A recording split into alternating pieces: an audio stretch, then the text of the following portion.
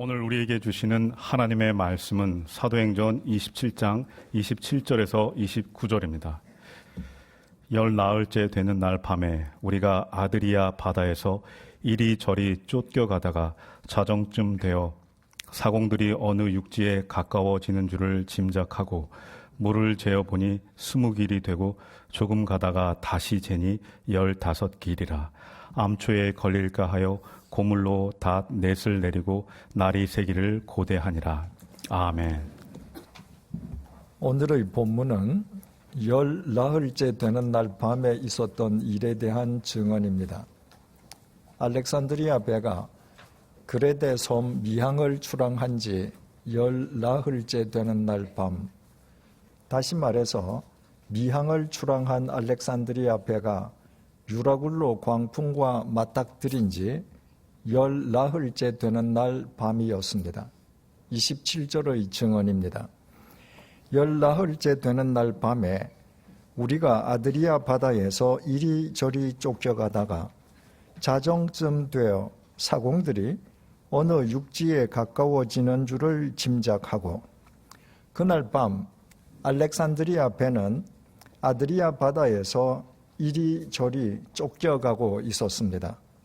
아드리아 바다는 알렉산드리아 배에 승선한 사람들이 극적으로 상륙하게 될 멜리데 섬, 즉 오늘날 지중해 몰타 섬 앞바다를 일컫는 명칭입니다. 거리상으로는 알렉산드리아 배가 출항한 그레데 섬 미항에서 약 800km 떨어져 있습니다. 미항을 출항하자마자 유라굴로 광풍을 만난 알렉산드리아 배가 열 나흘 동안 무려 800km나 떨어진 아드리아 바다까지 또 밀려간 것입니다. 열 나흘 동안 아침이면 해가 뜨고 밤이면 별이 지는 날이 계속된 것이 아닙니다. 해도 별도 보이지 않는 칠흑 같은 어둠만 계속되었습니다. 그런 상황 속에서 날수를 제대로 계산한다는 것은 아예 불가능한 일입니다. 더욱이 본문의 시각은 열 나흘째 되는 날 밤이었습니다. 그 캄캄한 밤에 알렉산드리아 배가 광활하기 그지없는 지중해에서 아드리아 바다에 이른 것을 육안으로 확인하는 것도 불가능한 일이었습니다. 그런데도 사도행전을 기록한 누가가 본문에 날수와 위치를 정확하게 기술한 것은 그가 멜리데 섬에 상륙한 뒤에 사후 인지한 것임을 알 수 있습니다. 알렉산드리아 배가 아드리아 바다에 이르렀다고 해서 바다가 잔잔해진 것은 아니었습니다. 아드리아 바다에서도 알렉산드리아 배는 여전히 이리저리 쫓겨갔습니다. 유라굴로 광풍의 여세가 그때까지도 완전히 소멸된 것이 아니었습니다. 바로 그날 밤 자정쯤 되었을 때였습니다. 헬라어 원문상의 의미로는 오늘날의 시계로 밤 12시쯤이라는 말이 아니라 깊은 한밤중이라는 뜻입니다. 그 시각의 사공들이 알렉산드리아 배가 육지에 가까워지는 줄을 짐작했습니다. 많은 선원들 가운데 단 한 명만 그렇게 생각한 것이 아니었습니다. 복수의 선원들이 동시에 지금 배가 무태 가까워지고 있다는 것을 육감적으로 감지했습니다. 더없이 넓은 태평양의 산재해 있는 섬들의 원주민들은 예외 없이 단일 인종인 폴리네시아인들입니다.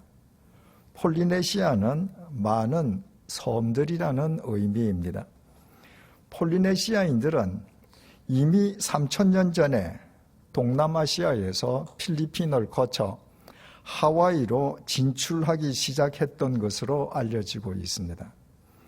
그 옛날 폴리네시아인들이 아무런 장비도 없이 어떻게 수백 킬로미터씩 떨어져 있는 섬들을 정확하게 찾아가서 정착하면서 마침내 1200년 전에 수천 킬로미터나 떨어져 있는 하와이까지 이를 수 있었는지 그들의 항해술은 아직까지도 풀리지 않는 수수께끼로 남아 있습니다.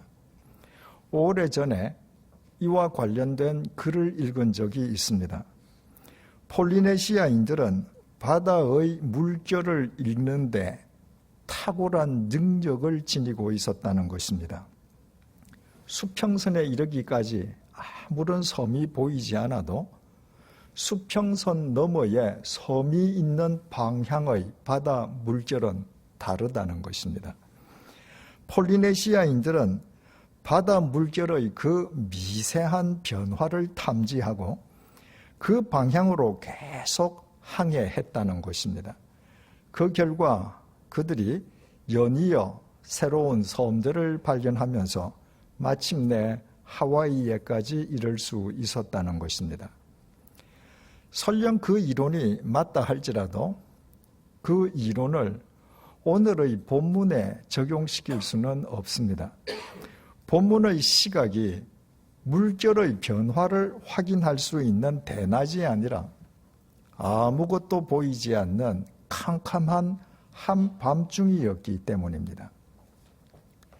옛날 선원들이 아무것도 보이지 않는 어둠 속에서 묻이 가까워지고 있다는 것을 인지할 수 있었던 방법은 소리뿐이었다고 합니다.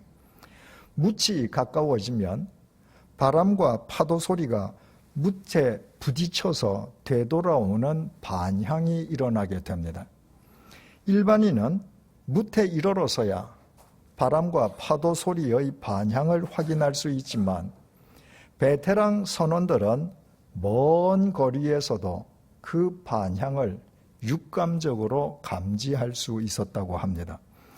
알렉산드리아 배의 선원들은 아무것도 보이지 않는 어둠 속에서 바람과 파도 소리의 반향을 육감적으로 감지하고 자신들이 타고 있는 배가 지금 묻에 가까워지고 있다는 사실을 안 것이었습니다. 본문 28절의 증언입니다. 물을 재어보니 20길이 되고 조금 가다가 다시 재니 15길이라. 바람과 파도 소리의 반향을 감지한 선원들은 곧 배의 난간에서 물을 재어 보았습니다. 우리말 재다라고 번역된 헬라어 동사 볼리조는 창처럼 던지는 무기를 일컫는 볼리스에서 파생된 동사입니다. 선원들이 수심을 측량하기 위해서 줄 끝에 무거운 금속을 매달아 바닷속으로 집어 던지는 동작을 그렇게 표현한 것입니다. 측량 결과 수심은 20길이었습니다. 우리말 길로 번역된 헬라어 명사 오르기아는 성인 남자가 두 팔을 벌렸을 경우에 한쪽 손 중지에서부터 다른 쪽 손 중지 끝에까지 이르는 길이를 나타냅니다. 그 길이를 1.8m로 잡는다면 수심 20길은 36m에 해당했습니다. 선원들은 조금 기다렸다가 한 번 더 수심을 측량했습니다. 이번에는 수심이 15길, 즉 27m였습니다. 처음 측량했을 때보다 수심이 9m나 얕아져 있었습니다. 수심이 그렇게 급격하게 얕아지고 있다는 것은 그들이 짐작한 대로 묻이 지금 가까워지고 있다는 확실한 증거였습니다. 29절입니다. 암초에 걸릴까 하여 고물로 닷 넷을 내리고 날이 새기를 고대하니라. 우리말 성경에는 두려워하다는 의미의 헬라어 동사 푸호베오의 번역이 빠져 있습니다. 항구가 없는 묻에 큰 배가 접근을 시도할 때 가장 조심해야 할 일은 바닷속 암초와의 충돌을 피하는 일입니다.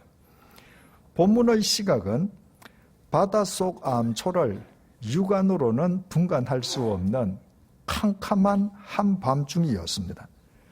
선원들은 측량을 통해 수심이 급격하게 얕아지고 있음을 확인하고는 그 캄캄한 밤에 배가 암초에 걸릴지도 모른다는 두려움에 사로잡혔습니다. 그들은 고물, 다시 말해서 배 꼬리 부분인 선미로 닷넷을 내렸습니다. 배가 더 이상 나아가지 못하도록 배를 정박하기 위함이었습니다. 본래 배를 정박할 때는 이물, 즉 뱃머리 부분인 선수에서 닻을 내립니다. 그런데도 알렉산드리아 배의 선원들은 배의 뒷꼬리 부분인 선미에서 4개의 닻을 내렸습니다. 그것은 그 시점의 풍세, 방향 때문이었습니다. 그레데 섬 미항을 출항한 알렉산드리아 배는 유라굴로 광풍에 휩쓸려 열 나흘 동안 미항에서 800km나 떨어져 있는 아드리아 바다까지 떼밀려 갔습니다. 떼밀려 갔다는 것은 열 나흘 내내 광풍이 뒤쪽에서 몰아쳤다는 말입니다. 아드리아 바다에서도 알렉산드리아 배는 계속 이리저리 쫓겨갔습니다. 아드리아 바다에 이르러서도 뒤쪽에서 몰아치는 바람이 잦아들지 않았던 것입니다. 그런 상황 속에서 만약 뱃머리에서 닻을 내리면 뒤쪽에서 몰아치는 바람을 이기지 못한 배가 뱃머리를 중심으로 360도 회전하면서 요동칠 것이 분명했습니다. 그래서 선원들은 배꼬리에서 4개의 닻을 내렸습니다. 그래야 배의 무게 중심이 배꼬리로 이동하여 뒤에서 몰아치는 바람을 버텨낼 수 있기 때문입니다. 역시 베테랑 선원들다웠습니다. 그리고 선원들은 그 한밤중에 날이 새기를 고대했습니다. 날이 새기 무섭게 암초를 피해서 어딘가에 있을 것이 분명한 무태 이르기 위함이었습니다. 그것이야말로 지중해 한가운데에서 맞닥뜨렸던 유라굴로 광풍의 여세에서 완전히 벗어나는 유일한 길이었습니다. 어디 선원들 뿐이었겠습니까? 수심을 측량하던 선원들이 닻을 내려 배를 정박시켰다는 것은 무지 가까이에 있다는 확실한 증거였습니다. 알렉산드리아 배에 승선한 승객들 역시 선원들과 똑같은 마음으로 한순간이라도 속히 날이 새기를 고대했을 것입니다. 유라굴로 광풍과 맞닥뜨린 지 열 나흘째 되는 날 한밤중이 되어서야 이제 살 수 있다는 희망을 품고 속히 날이 새기를 고대하고 있는 그들의 심정을 우리는 충분히 짐작할 수 있습니다. 여기에서 근본적인 질문이 제기됩니다. 유라굴로 광풍은 지중해를 항해하는 배들이 흔히 조우하는 일반적인 태풍이 아니었습니다. 그것은 모든 것을 집어삼키는 죽음의 유라굴로 광풍이었습니다. 그 광풍 속에서 선원들이 배를 통제할 수 있었던 것도 아니었습니다. 죽음의 유라굴로 광풍이 몰아닥침과 동시에 알렉산드리아 배는 선원들의 통제력에서 벗어나 버렸습니다. 이튿날에는 죽음의 광풍 속에서 배가 전복하지 않도록 그 배에 실려 있는 하물들, 그 배에 타고 있는 하주들이 그토록 지키려 했던 그들의 재산을 모두 바닷속에 다 내버려야만 했습니다. 그래도 광풍의 위세가 꺾어지지 않자 사흘째 되는 날에는 선원들이 배의 중요한 기구들마저 포기해야만 했습니다. 백주의 대낮에 그런 일들이 일어난 것이 아니었습니다. 해도 별도 보이지 않아 낮인지 밤인지도 분간할 수 없는 칠흑 같은 어둠 속에서 일어난 일들이었습니다. 사람들은 통제력을 상실한 배가 어둠 속에서 대체 어느 방향으로 지금 휩쓸려 가고 있는지조차 알지 못했습니다. 그렇듯 요동치는 배에서 중심을 잡기도 힘들었을 사람들에게 무엇을 먹고 마실 여유나 여건이 허락될 리가 만무했습니다. 사람들은 여러 날 동안 아예 먹지도 마시지도 못했습니다. 당시의 상황을 20절이 밝혀주었습니다. 여러 날 동안 해도 별도 보이지 아니하고 큰 풍랑이 그대로 있음에 구원의 여망마저 없어졌더라. 해도 별도 보이지 않는 칠흑 같은 어둠 속에서 먹지도 마시지도 못한 사람들은 마침내 구원의 여망마저 상실해버리고 말았습니다. 그 가공스러운 죽음의 광풍 속에서 살아날 수 있으리라는 마지막 희망의 끈마저 스스로 놓아버린 것입니다. 그들은 모두 자포자기 죽음의 절망 속으로 떨어져 버리고 말았습니다. 당시의 사람들은 바다는 신들이 범죄한 인간들에게 벌을 주는 장소라고 믿었습니다. 알렉산드리아 배에 승선한 사람들 역시 자신들이 신들의 벌을 받아 죽는다고 생각했을 것입니다. 그와 같은 자포자기와 자기 절망의 날들이 사나흘도 아니고 무려 10나흘이나 계속되었습니다. 혹 며칠 굶어 보신 적이 있습니까? 만약 우리가 해도 별도 보이지 않는 칠흑 같은 어둠 속에서 먹지도 마시지도 못해서 마지막 희망의 끈마저 스스로 놓아버린 지 10나흘이 되었다면 과연 우리에게 육감이 남아있겠습니까? 혹 남아있다 한들 절망의 10나흘 동안 먹지도 마시지도 못한 우리 육체의 육감이 제대로 작동할 수 있겠습니까? 그러나 알렉산드리아 배의 선원들은 달랐습니다.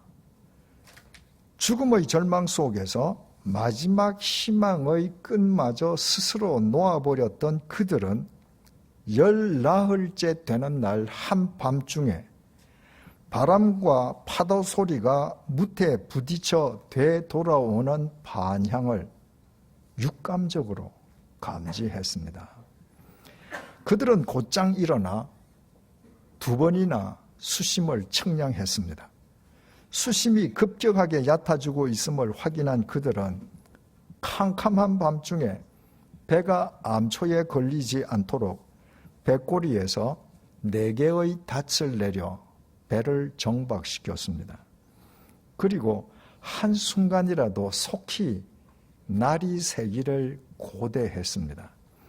그 과정을 지켜본 승객들 역시 속히 날이 새기를 한 마음으로 고대했습니다.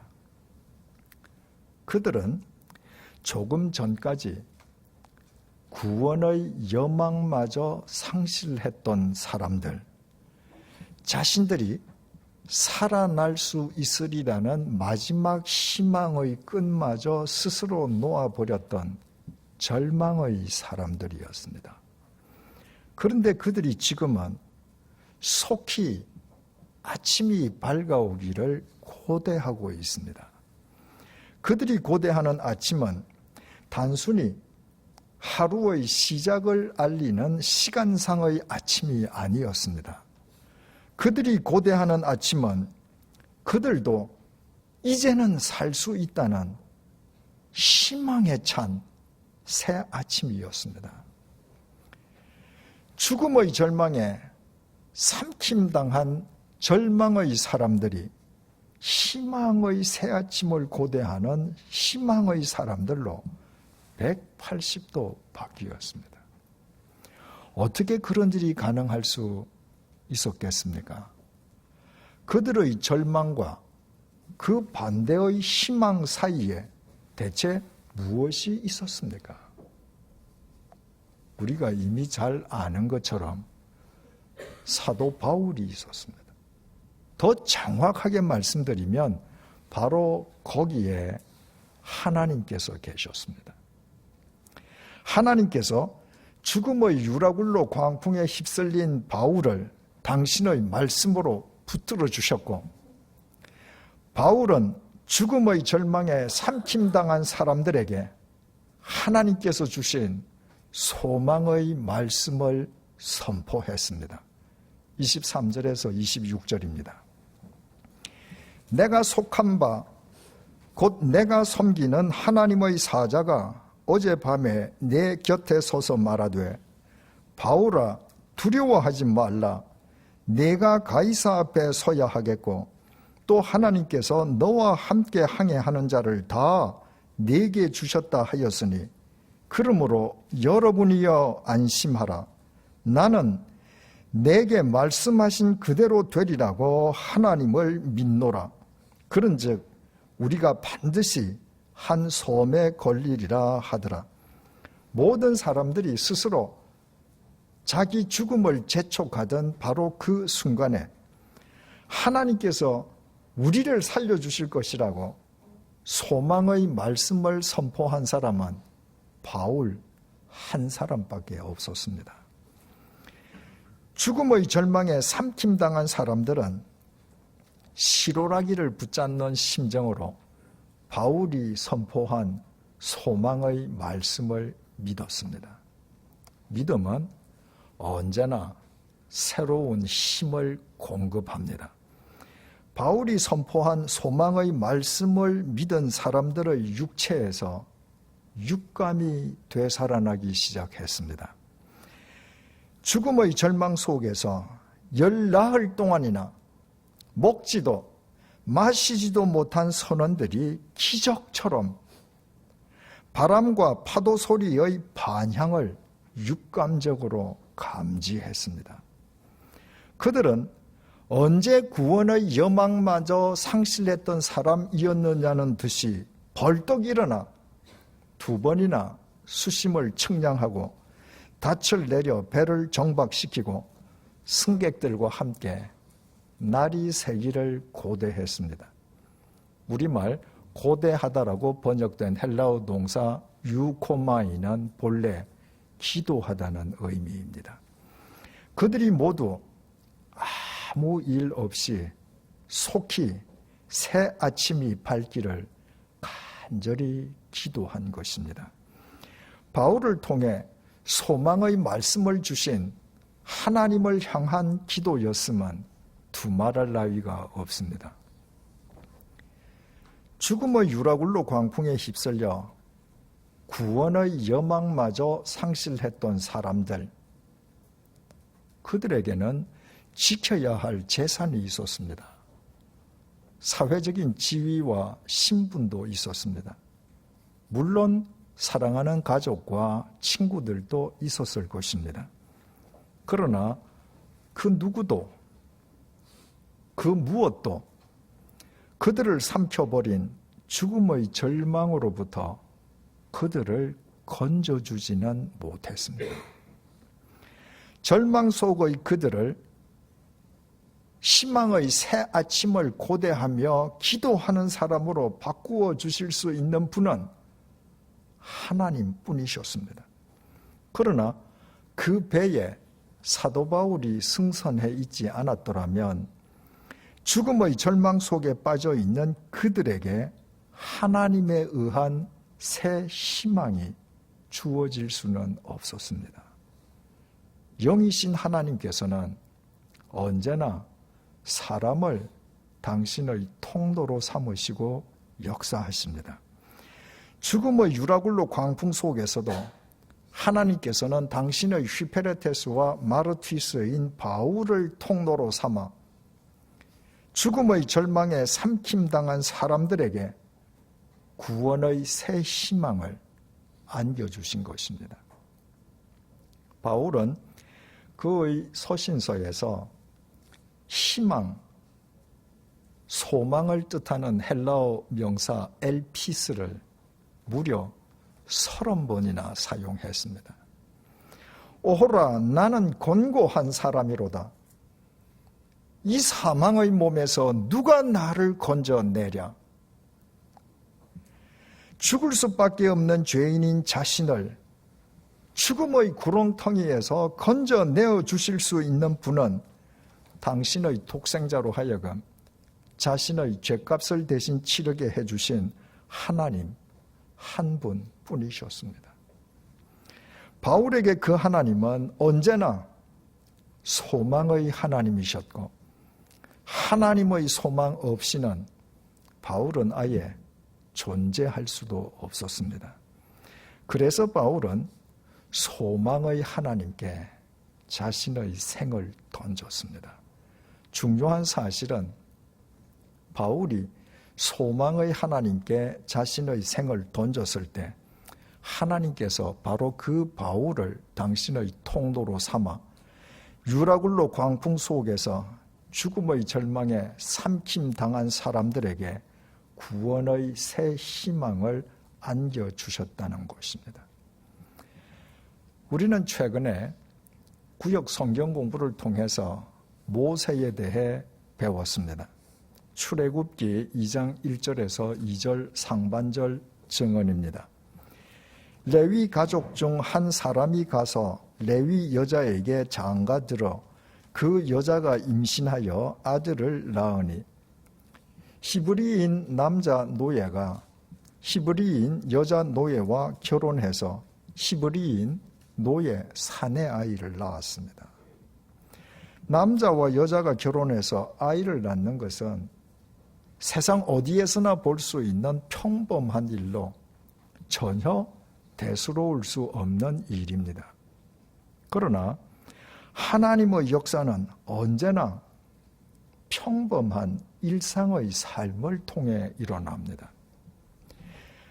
그 히브리인 남자 노예와 여자 노예가 결혼해서 모세를 낳는 순간부터 모세를 통해 이스라엘 백성을 이집트의 노예살이에서 구원해 내시려는 하나님의 구원이 시작되었습니다. 겉으로 당장 드러나 보이는 변화는 아무것도 없는 것처럼 보입니다. 그러나 히브리인 남자 노예와 여자 노예가 결혼해서 모세를 낳는 순간부터 하나님의 구원은 이미 카운트다운에 들어갔습니다. 모세의 부모도 소망의 하나님을 믿었습니다. 그들은 노예가 사내 아이를 낳으면 나일강에 던져 죽이라는 파라오의 명령을 지키지 않았습니다. 하나님께서 자신들을 믿고 맡겨주신 하나님의 아이를 살리기 위해 자신들의 생명을 건 것입니다. 하나님께서 그 아이를 반드시 책임져 주실 것이라는 소망이 있었기 때문입니다. 그 부모 덕분에 살아난 모세 역시 소망의 하나님께 자기 생을 던졌습니다. 하나님의 명령에 따라 하나님의 백성에게 소망의 해방을 안겨주기 위해 혈혈단신으로 파라오와 맞선 것입니다. 그 모세를 통해 하나님의 구원이 이스라엘 백성에게 임했습니다. 이스라엘 백성에게도 하나님이 소망의 하나님이 되신 것입니다. 어디 그뿐입니까? 3400년의 시간과 공간을 초월하여 소망의 하나님께 생명을 걸었던 모세 가족의 삶을 전해주는 출애굽기를 통해 하나님께서는 오늘도 죽음의 절망 속에 빠져있는 지구상의 수없이 많은 사람들의 심령에 당신의 새 희망을 부어주고 계십니다. 이것이 중요합니다. 한 사람이 소망의 하나님께 생명을 거는 것은 그 한 사람만의 신앙 행위로 절대 그치지 않습니다. 하나님께서는 그 한 사람을 통로로 삼아 그의 가정에, 그의 민족에게, 나아가 온 인류에게 당신의 소망이 스며들게 하십니다. 우리는 지금까지 삶의 궁극적인 소망을 어디에 두고 살아왔습니까? 돈입니까? 학벌입니까? 출세입니까? 권력이나 명예입니까? 이 세상을 사노라면 때로 그런 것들이 중요해 보일 수도 있습니다. 그러나 돈으로 해결할 수 없는 문제가 얼마나 많습니까? 오히려 돈이 있어서 절망하지 않을 수 없는 일들은 또 얼마나 많습니까? 학벌과 출세가 우리를 세상의 절망으로부터 지켜주지 못하지 않습니까? 이 땅의 정치판을 보십시오. 이 땅에서 권력은 머지않아 절망의 족쇄 아닙니까? 이 세상의 것은 그 어느 것도 세상의 절망에서 우리를 건져주지 못합니다. 우리를 삼키려는 이 세상의 온갖 절망으로부터 우리를 온전히 책임져 주실 수 있는 분은 당신의 독생자로 하여금 우리를 위한 십자가의 제물이 되게 하셨다가 3일 만에 다시 살아나게 하신 하나님 한 분밖에 없습니다. 그래서 그 하나님께서는 그 어떤 절망 속에서도 우리로 하여금 희망의 새 아침을 고대하게 해주시는 소망의 하나님이십니다. 우리 모두 그 소망의 하나님께 우리의 생을 거십시다. 소망의 하나님께서 우리를 소망의 도구로 삼으셔서 오늘도 죽음의 절망 속에 빠져 있는 수없이 많은 사람들로 하여금 희망의 새 아침을 고대하게 해 주실 것입니다. 죽음의 절망에 삼킴당한 사람들을 위해 소망의 하나님께서 사용하시는 소망의 통로로 살아가는 것보다 더 소망에 찬 삶은 없습니다. 그래서 죽음의 유라굴로 광풍 속에서도 소망의 하나님에 의해 소망의 통로로 쓰임받았던 사도 바울은 오늘도 로마서 15장 13절을 통해 우리를 위해 이렇게 기원하고 있습니다. 소망을 주시는 하나님께서 믿음에서 오는 모든 기쁨과 평화를 여러분에게 충만하게 주셔서 성령의 능력으로 소망이 여러분에게 차고 넘치기를 바랍니다. 기도하시겠습니다.